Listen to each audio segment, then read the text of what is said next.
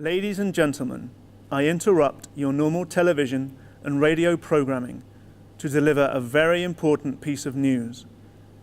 It is my sad duty to report to you that a comet is now heading towards Earth and is expected to impact on May 16th, 2018. Should this comet reach the Earth, it will cause untold destruction and devastation of biblical proportions. However, as I speak to you, at this very minute, the greatest minds in the world are building a...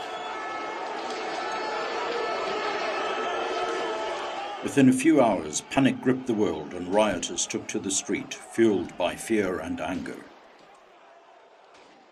David Knight, the chairman of the National Aeronautics and Space Administration, otherwise known as NASA, was at work when the announcement was broadcast. I knew that the announcement was going to be made. After all, I was told about the comet the first night I became NASA chairman. The comet was first discovered on October 30th, 1987 and named HD 5079.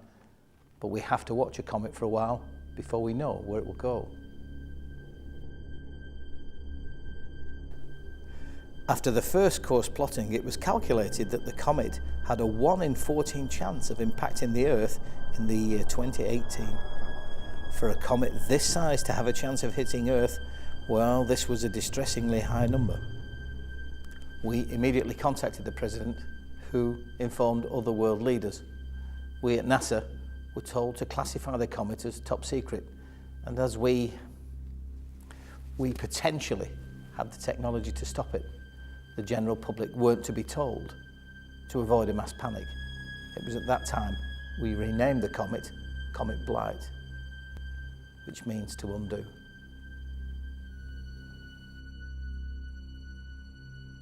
Since that date, David has overseen 2 separate missions to deflect the comet from its course. On January 18th, 1992, Genesis 1 was launched. Its mission was to rendezvous with Blight and then engage thrusters, thus pushing the comet off course. But on its landing approach, Genesis hit a small mountain or rock and it crashed into the surface of the comet, causing parts of the crust to break away from the main body of the comet as it passed close to Jupiter.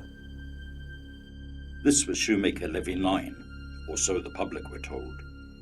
As the crust of the comet hit the planet Jupiter, the catastrophic impacts at least showed scientists what to expect if Blight reached Earth.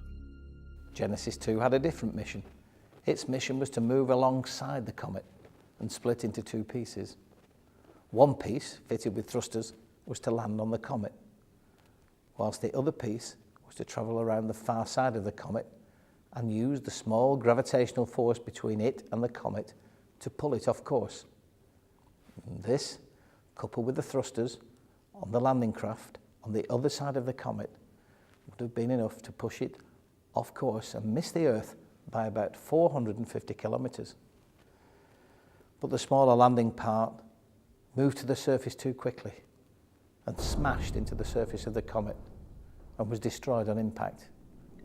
The public were told that the craft released a copper shell to impact the comet and analysed the rock that was thrown up into space. NASA observed the impact, but because it could have been seen by some of the more powerful telescopes owned by amateur astronomers in the Northern Hemisphere, this was released to the public as the Deep Impact Space Mission. After I heard that Genesis 2 had failed, I knew what would happen. It was decided that all world leaders would deliver the speech at the same time, all over the world. England got 7:30 p.m. A lot of people would have seen that original live announcement. I pulled over to the side of the road for some food I had in my bag. The song on the radio finished, and that's when I heard the beginning of the announcement. I just thought it was an advert or boring DJ chit-chat, so changed the channel. I remember thinking that my buttons were broken because the channel wasn't changing. And then I realised that the numbers were moving and it was the channels that were all playing the same thing.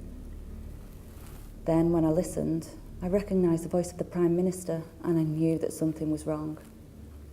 When the announcement had finished, I tried to phone home, but the line was busy. I ask ask you, please, do not panic and keep the laws of society close to you. The nation needs them at this worrying time.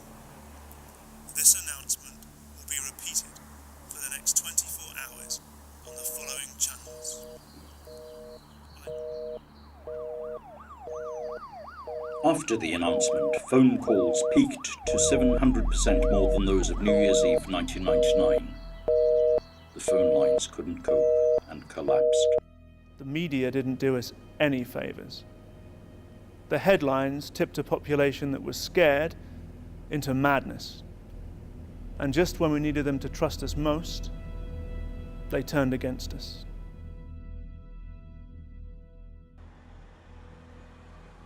With the country in uproar, many people left work to be with loved ones.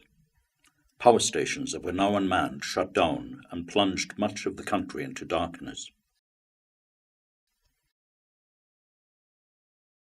It was almost 48 hours before the entire country gained power again.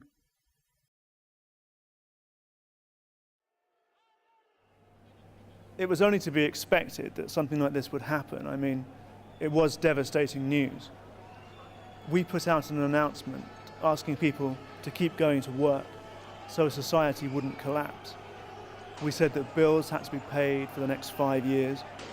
We said that laws and penalties would remain in place. And I spoke about the underground bunkers that we had been preparing. Surprisingly, after about 8 months, most people had managed to return to a normal way of life. But it was a tough 8 months. 4, 3, 2, 1. We have ignition The 10th of and April liftoff of a Delta II 2014 rocket. held a special meaning for mankind. Billions from around the world watched as Genesis 3 left Earth as the world's last hope.